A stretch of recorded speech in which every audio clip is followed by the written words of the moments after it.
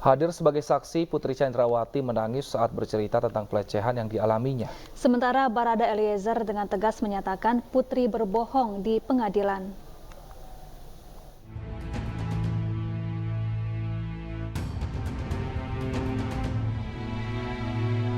Kenapa bisa memberikan penghargaan kepada orang yang sudah melakukan perkosaan dan penganiayaan serta pengancaman kepada saya, Ubayangkari. Seandainya CCTV lantai 2 dan lantai 3 rumah Saguling serta Jalan Bangka itu ada, mungkin semua akan lebih terang dan ibu mungkin tidak akan berani berbohong di depan pengadilan. Sejumlah drama tersaji dalam persidangan yang menghadirkan Putri Chandrawati sebagai saksi dalam sidang kasus pembunuhan Brigadir Yosua. Putri hadir sebagai saksi bagi Barada Eliezer, Ricky Rizal, dan Kuat Ma'ruf. Dalam sidang yang digelar di Pengadilan Negeri Jakarta Selatan, Hakim mencecar Putri terkait peristiwa di Magelang pada 7 Juli 2022. Putri pun menangis saat menceritakan pelecehan yang dialaminya. Kalau seandainya dia seperti yang saudara sampaikan tadi melakukan pelecehan seksual saudara, tentunya dia tidak akan mendapatkan hal itu. Itu yang pertama.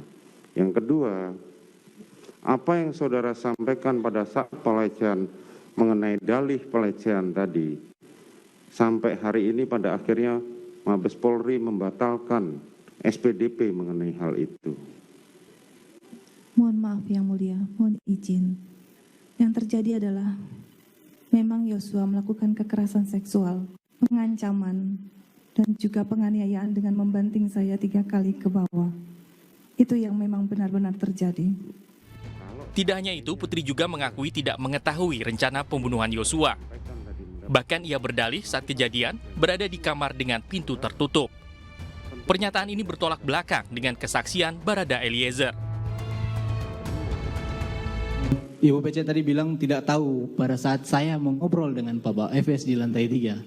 Padahal kenyataannya Bapak Efes dan saya ngobrol, dan pada saat Bapak Efes menjelaskan tentang skenario serta menyuruh saya untuk menembak Joshua dan membunuh Joshua pada waktu itu, Ibu PC itu ada di situ.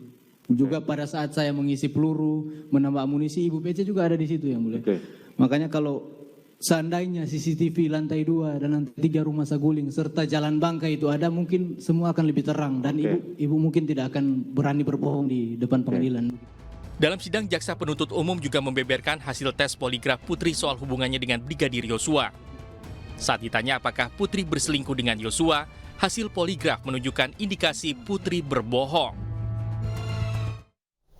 Ya, Putri Chandrawati tetap bersikukuh mengaku diperkosa dan dianiaya almarhum Brigadir Yosua. Namun demikian, hal ini sudah dibantah terdakwa Richard Eliezer. Bagaimana tanggapan tim kuasa hukum Brigadir Yosua? Sudah bersama kami Martin Lukas Simanjuntak. Selamat sore, Pak Martin. Ya, selamat sore, Mbak.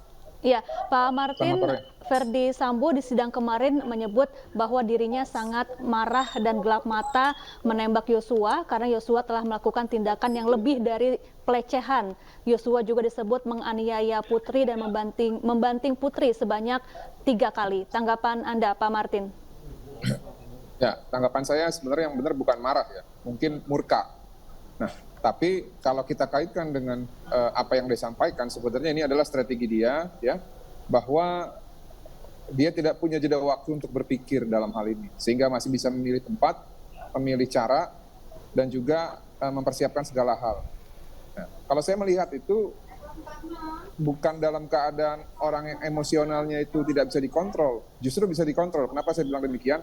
Karena faktanya berdasarkan keterangan dan kesaksian Eliezer, ya, FS ini masih bisa merencanakan ya peristiwa yang akan terjadi nanti di Jalan Grand 3 sekitar 5:30. Dan satu sebenarnya yang paling penting ya, kata kuncinya, kenapa tidak dilakukan di Jalan Saguling kalau memang benar-benar yang bersangkutan emosi? Baik. Pada saat itu kan ada Joshua di Jalan Saguling, ada dia juga di Saguling. Kalau memang emosi ya dan memang marah, dia tidak akan dia tidak akan bisa berpikir jernih untuk memilih tempat, memilih cara, dan juga menyiapkan skenario. Jadi menurut saya, ya benar memang ada reaksi, tapi reaksinya itu bukan kemarahan yang tidak bisa dikontrol. Demikian. Baik, kalau hubungan Ibu PC dengan Yosua, ini memang ada hubungan khusus kah? Saya melihat itu hubungannya hubungan dekat dalam artian hubungan antara Joshua menganggap PC itu sebagai ibunya.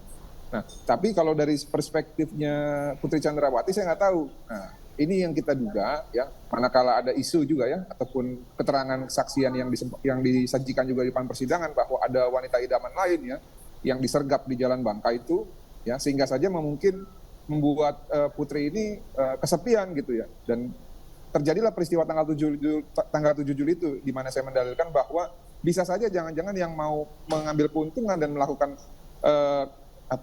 pelecehan itu adalah PC sendiri kepada Joshua dan ditolak, sehingga ketika ditolak maka pembunuhan itulah dilakukan. Demikian. Tapi dari hasil tes poligraf atau tes kebohongan, Putri Chandrawati disebut berbohong saat ditanya apakah memiliki hubungan khusus dengan Yosua. Putri menjawab tidak saat itu. Oke, jadi gini, saya tidak mau melangkahi keputusan persidangan ya, tapi kalau saya berpendapat kan boleh.